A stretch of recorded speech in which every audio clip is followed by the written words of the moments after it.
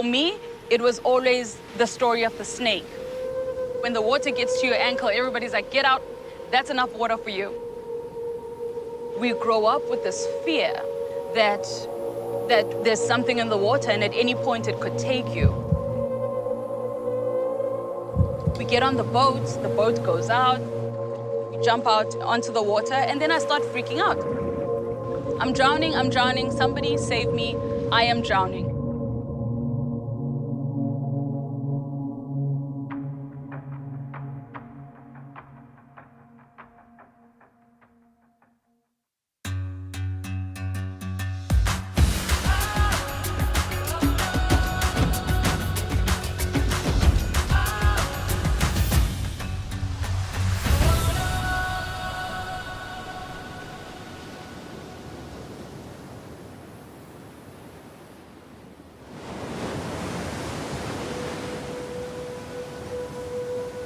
It's very difficult for us to give meaning to things that we don't understand, especially in the space of water. It's a question of how do we re-look at this whole narrative. My name is Zandile Ndlovu and I'm a 32-year-old from South Africa. So I grew up in Soweto, which is very far from the sea. Like a lot of us growing up, you know, we don't really come across the sea until that one trip that happens when you get closer to the ocean. The myths around the ocean growing up have always been about a big snake that takes little children. As the water pulls in, when the waves are crashing and pulling the water in, and if any of the kids didn't make it out, the snake took them. My grandmother will say, Umnumzan is out, and that means that the big snake is out and everyone must be careful. I mean, growing up as black young people was impossible. Like, a pool was daunting. A normal swimming pool was daunting. My whole life, I've always felt like I don't fit in. Never finding home in the spaces where I was at. My corporate experience was interesting. It felt uncomfortable because there was a box. I didn't want to sit in the woman box. I didn't want to sit in the black box. I didn't want to sit in any box. I just wanted to live my heart out in the way that I've always lived my heart out.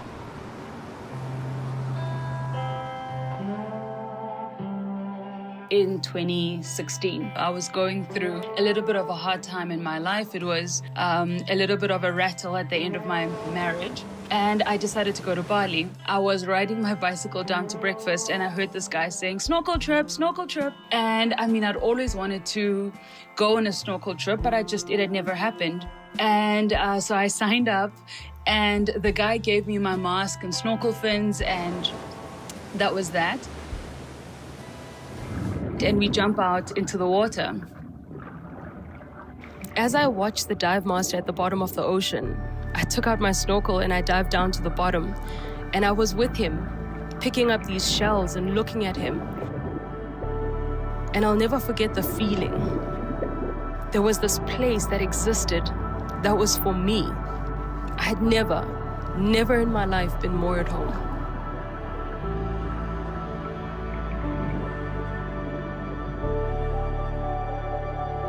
And then I come across this video and I'll never forget it because I thought, what kind of witchery is this? These three girls are on the top of the water and they just dive in, right?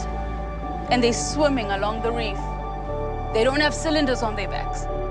And I just thought, what the hell is going on? So then I obviously go onto my laptop to find out what it is.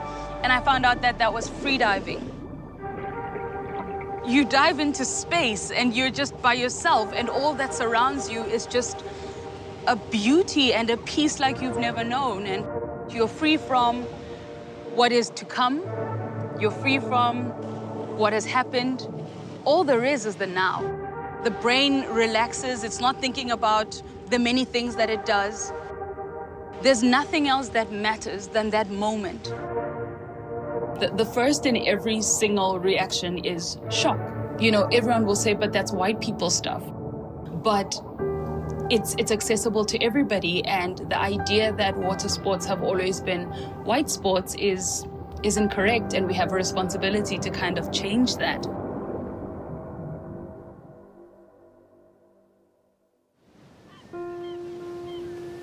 Becoming the first Black freediving instructor is not an individual achievement. I think it's a country's achievement because it talks about opportunity and access and the ability to dream even from where we come from.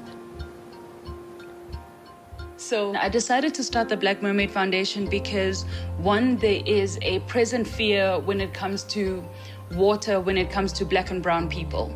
I wanted to create a safe space to have discussions and how does that open up opportunities? These are spaces that are largely untransformed in South Africa.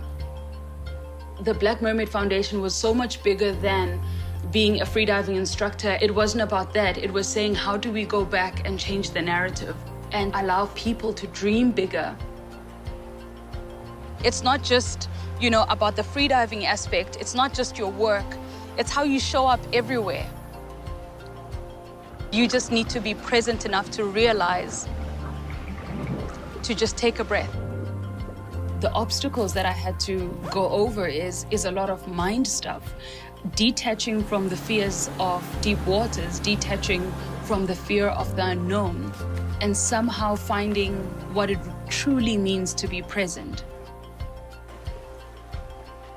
Could the snake be there? I don't know, but what I am is me, and I'm here, and all there is the present. Freediving has taught me that the ocean is an alive creature, and for me, as I go into the waters, I arrive here not with fear, but with respect.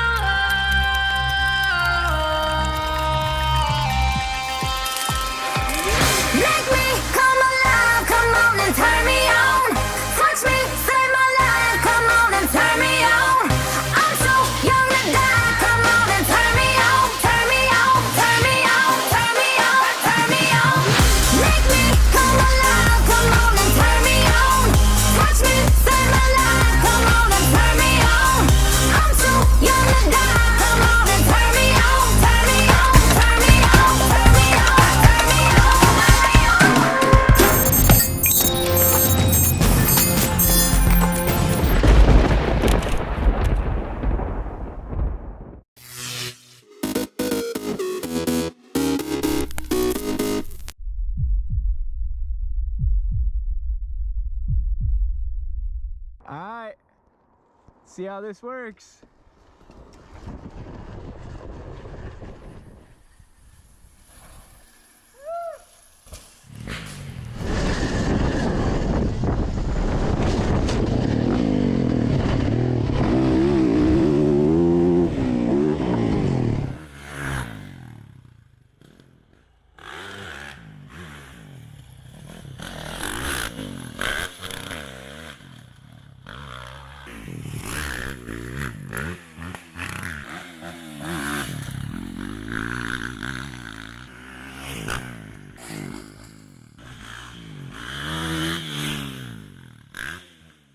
He'll ride it.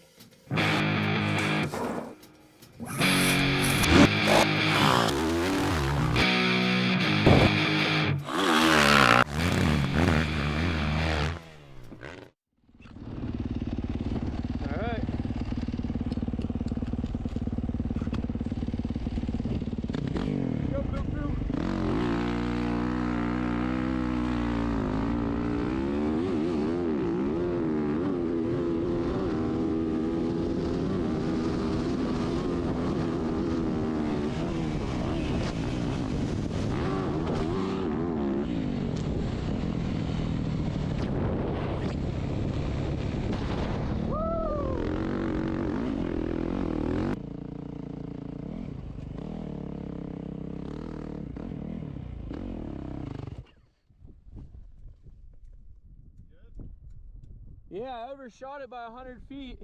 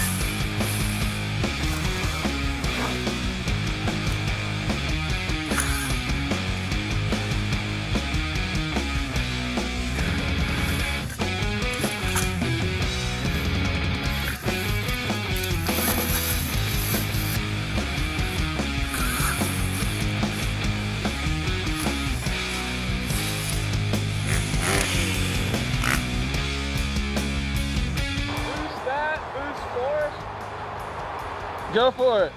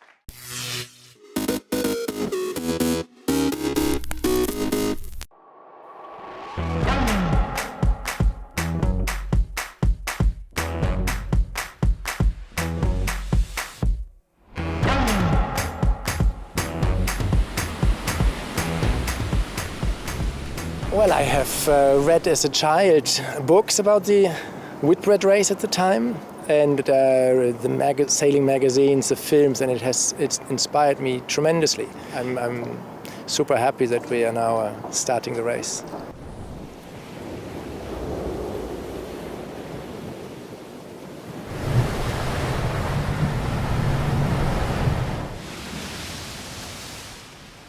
I want this race to become part of the IMOCA class, our sailing raceboat class from the Vendée Globe. And 2026 and then ongoing, I think really there can be something very strong if we have an agenda with both races around the world linking together.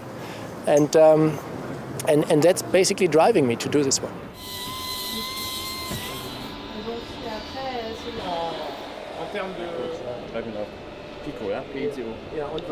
And this is now 2/3 done. All the design work is finished, even all the details. We have already most of the ropes made with their little labels and their little color code and all that's already hanging in the container. And we have a launch on the 19th July in Lorient.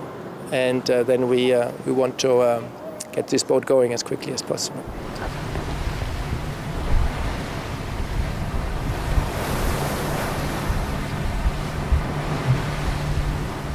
Well, for me, that was a very natural thing. We have already, in the past years or decades on the IMOCAs, we have always been sailing with crews. Even like 15 years ago, there was a Europe race to Istanbul where there were 5 on board. And we had seen last summer that there was the Ocean Race Europe, which went fabulously with 5 people on board, 4 sailors and 1 onboard reporter. And so for me, there was a very positive surprise last summer again to see the feedback from these teams that had done it, and they were very happy with the even reduced space and ergonomy that an IMOCA has compared to a more traditional Volvo 65 boat, which is traditionally for bigger crews. And I therefore don't see any contradiction between both uses. For me, it's exactly the same boat. The big thing was that we are allowed to use autopilots in the ocean race. That means we don't have to think about a big steering wheel position, and that would have been a tremendous change compared to the Vendée Globe. That is not the case. That's not something we need to worry about. So we will sail the boat in a very similar way, mostly under autopilot. And for the Vendée Globe, I wanted to have a protected cockpit with a lot of windows and view and space to sleep next to the winch, where I have a kind of bench or bunk both sides in the cockpit. So I can sleep right next to the coffee grinder under all these windows. And that has kind of been a strong desire coming up in the last Vendée Globe. And this is also perfect for crew. Then 2 people can sit on the bench and 1 at the coffee grinder, and there's enough space for everyone. So I'm really looking forward to exploring this. This is the first boat design that I have been involved with. I have been heavily involved. I pushed a lot in one direction to go for a real offshore boat that is more tolerant to sea state and hopefully can go better through big waves and big sea state. So we will not just out of the box see like a flying ultra machine that is faster than anyone else. We will hopefully see a boat that is robust, safe, and that also can take me around the world in the Vendée Globe in the best condition and in the best average speeds in even very difficult sea conditions in the south. So this was the focus for the boat.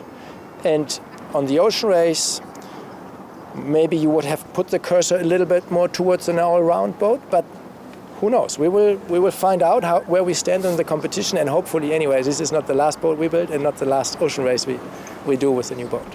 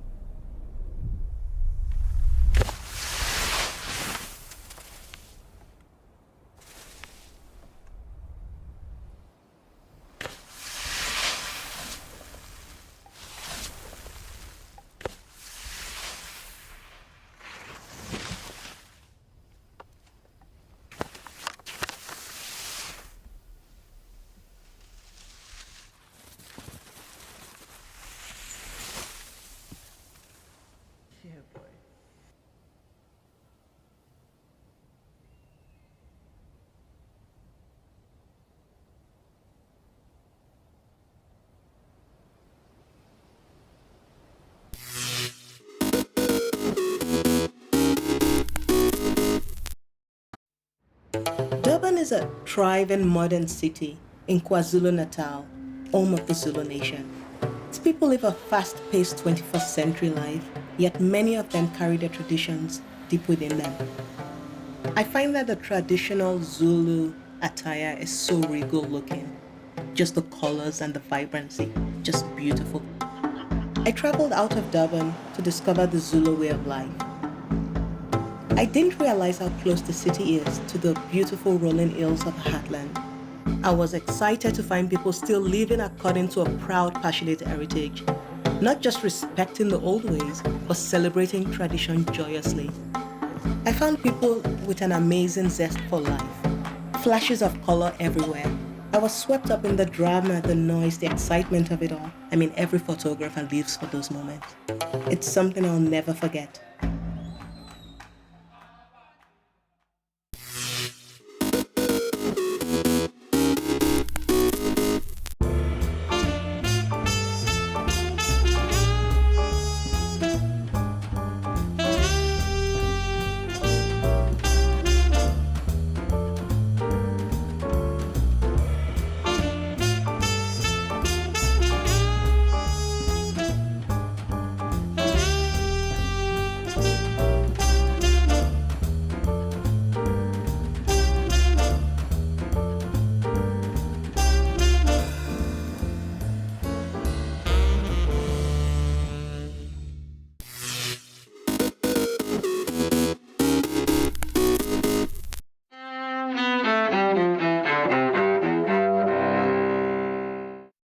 August 20th, 1998. American cruise missiles pound alleged al-Qaeda training camps in Afghanistan and a pharmaceutical plant in Sudan. The attacks are a retaliatory strike after the deadly bombings of 2 U.S. embassies in East Africa just weeks earlier. President Bill Clinton.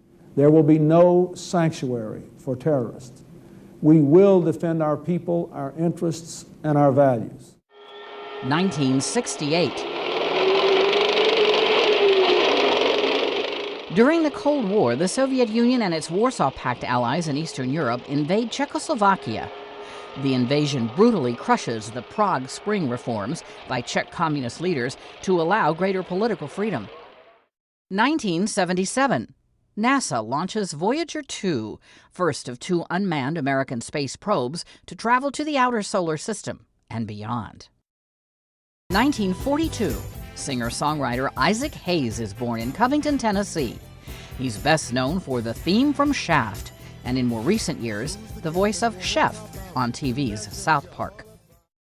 And 1948, singer Robert Plant, former frontman of the rock group Led Zeppelin, is born in West Bromwich, England. Today in history, August 20th. Camille Bohannon, The Associated Press.